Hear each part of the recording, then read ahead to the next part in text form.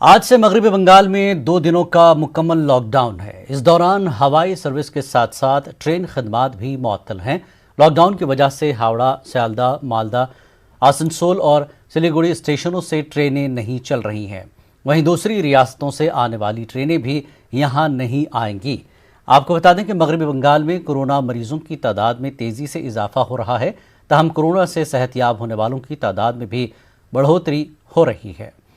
Corona मुतासरीन की मजमूई तादाद की बात की जाए तो 1,25,922 हो चुकी है।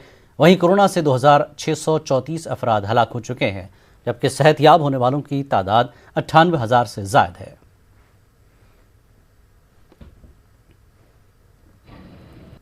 हाल में कोरोना के मरीजों की तादाद मुसलसल बढ़ रही है। हर दिन कोरोना के बड़ी तादाद में कोरोना के मरीज सामने आ रहे हैं और यही वजह है कि कोरोना वायरस के बढ़ते फैलाव को रोकने के लिए हुकूमत ने हफ्ते में 2 दिनों का लॉकडाउन किया है। यही वजह है कि हफ्ते में 2 दिनों का लॉकडाउन किया गया है।